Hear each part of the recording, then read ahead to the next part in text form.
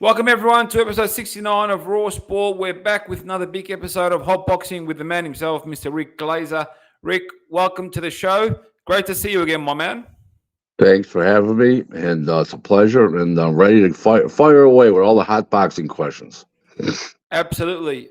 Huge weekend in boxing for Golden Boy and a few others. You were at the Golden Boy show over the weekend, ringside. Give us a bit of a breakdown.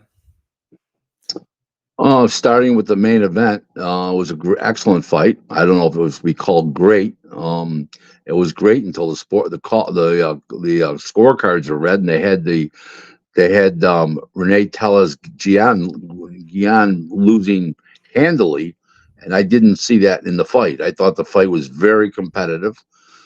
He scored a knockdown in the 11th round over Floyd Schofield Jr., and it was a very good fight. Then they read the scorecards, and they were tremendously apart on the scores. I mean, ridiculously, 118, 10, I don't know, whatever it was. They were just crazy scores apart. I thought it was a close fight.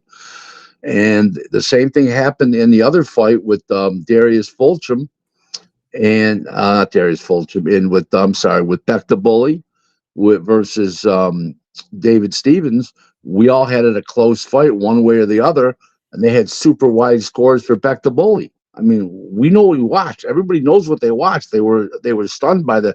I'm not saying that Floyd Schofield lost the fight, but they were not by. They didn't. He didn't win by those scorecards. He won the fight, but not by those scorecards. I'm not saying Beck the Bully lost, but not by those scorecards. It was a close fight. Many people had David Stevens winning the fight. I don't know what they watched. It's pretty sad. We also had Gabriela Fondora also make history. Your thoughts on her fight and her win? Normally, I don't watch women fights, but since I know her personally and her father Freddie and her brother, I watched at ringside. I couldn't help but watch, and she's a great fighter, no question about it. She's as good as it gets in female boxing. No matter what the weight class, pound for pound. I mean, she's super tall. She's rangy. Got a lot of power. Got a lot of snap on the punches. As far as quick, with a combination of speed and power, and she's dominating people. Wow. Floyd Schofield Jr., a man that's been in the conversation a lot, especially since his last fight. Over the weekend, he called out Shakur, I believe. Is he ready to fight Tank and Stevenson and the likes? No, he's not ready to fight those type of people yet. I said it on Twitter today. To be honest with you, I just said that he'd be competitive, but he wouldn't beat those guys right now. 6 fights from now, 18 months from now, different story. He may if he improves, he's got to get his shit together. He does not put it all together. He needs more experience. He needs to take some of the rough edges off, and he just needs to get it together. I mean, he needs a trainer. His father can only take him so far. It looks like he's not improving, and he needs to improve. Simple. Wow. Ryan Garcia made a huge announcement today about a big event in Dubai in January 2025. Do you know much about this? I don't know anything about it. I just saw it on the internet just minutes ago, and okay, I don't know what it is. It would have to be an exhibition. I can't see him actually sanctioning a fight with him right now. It'd have to be an exhibition, I would think. Interesting. Queensberry signed a broadcast deal with DAZN. DAZN fast becoming the home of boxing. What are your thoughts on that on that deal? I think Frank Warren is an all-time great promoter, a legend, an iconic figure in the UK. I think he'll do a tremendous job. He always does. And Frank Warren's Frank Warren. There's nothing anybody can say negative about Frank to me. He's a great boxing guy. He's a great pure promoter. He's a great pure boxing guy. And he's it. I mean, that's why Eddie Hearn's fighter is going to fall short overall, to Frank Warren, because he knows how to match his fighters, and he knows he's a master at it. I mean, one of his fighters, Frank's fighters, lost to one of Eddie's fighters Saturday. That was the first time. I think he was 0-14 till the other day. So now he's 1-14. He's catching up slowly but surely. At this rate, it'll take him 40 years, but that's beside the point. Talk to me about DAZN and what they're doing for the world of boxing. It seems to be everything's going their way, and it wouldn't surprise me if Top Rank goes that way next year. I don't know how much you can share about that. Ending up. Top Rank has another deal in place right now, and I'm not going to announce what it is. I was, I was sort of sworn to secrecy, but it's an American company, and it's a good quality company. No, that's where they're going to land. All right, so let's talk about DAZN and what they're doing for the sport. Do you like what you're seeing? Are we going in the right direction? We're going in the right direction between Golden Boy, Eddie Hearn, and Frank Warren. We're definitely going in the right direction. There's not even an if and a buts about that. DAZN's doing a big job, but DAZN is not being consumer oriented. Their costs are too high. If somebody wants to cancel, it's too difficult. They've got to have more quality control in their service department, for sure. I get a lot of complaints about DAZN, about the customer service. Once you sign up, they are chasing you for life. It's very, very, very, very hard to cancel. But I mean, in terms of boxing wise, they're producing the big fights. Is there any link between DAZN and Turkey Al Sheikh? Is there? Yeah, there is. Those talks are in process. They've had talks, and it looks like there's going to be something there permanently.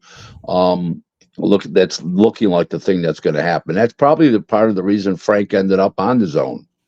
Very nice. Okay, interesting. ProBox TV Ireland debuted last week. Your European debut for ProBox TV. Did you get to watch the show, and what are your thoughts? I did not watch it, but I heard nothing but good things about the show, but I didn't see it. I didn't see it at all. I had people in from out of town when I was in Vegas. I mean, when I was out of town, I had people. I was out of town in. I'm sorry, I said that wrong. I was out of town in Vegas, and I had people visiting me that live in Vegas on Friday night that could only see me on Friday night. So that's what I did. That's what I did with them.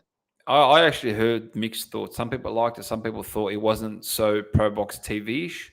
It was a bit slower than usual, but I'm sure they'll get the mix right. They'll get the kinks out of it. I have a lot of confidence in Gary Jonas, the creator and owner of ProBox TV. He's a quality guy. He understands. He gets it, and it'll come forward and be positive. And I spent all day with these people in Vegas. We had lunch, we had dinner together. You know how it goes. And I had to go deal with the weigh-in for the Golden Boy show. So I wish I could have seen it, and I'll probably look to go on tonight in the middle of the night and take a look at it. Because you can watch the whole in the archive. So it's all good. Awesome. Our favorite conversation, PBC. We will see more shows from PBC in 2025 than we did in 2024. Well, they've only done 5 shows, so they'll either be out of business or they'll do 6. One of the two. Hard to make a living on 5 shows. It really is. It's really concerning. But yeah, I mean, this has been our favorite conversation. So I think they'll either disappear or they'll keep going. But yeah, but to say they'll do more than 5 shows if they're in business. If they're not in business, they're not going to do more than 5 shows. So it's one or the other. What's your prediction? They're very short-lived. They're looking for funding everywhere, and it's not happening. Jeez, funding. 800 million was not enough, apparently. Wow. All right. Tank Davis and Lamont Roach officially off. Why is that? What's changed since last week? Well, it's not. It's officially off for this year. It doesn't mean it won't be revived, but who's buying that? PBC has got a problem right now. They've got multitudes. They have no money. They need to get $79.95 for fights that they charge for is $74.99. That Turkey Al Sheikh is charging $19.95 for. I mean, and they have a problem that Tank Davis isn't the draw that they thought he was because he's not fighting anybody. The only time he drew was when he fought Ryan Garcia. All the other ones were colossal failures. Well, he didn't do bad when he fought Roley. You know, it did over 200,000, but he never does over 200,000 unless he's fighting somebody and he doesn't want to fight anybody. Who's going to buy him and Lamont Roach, even though it was not a bad fight? Wouldn't have been a bad fight. But who's buying it? Rick, nobody believes in the fight. People have to believe in fights. Rick, the whole boxing world has worked with Tszyu Al Sheikh.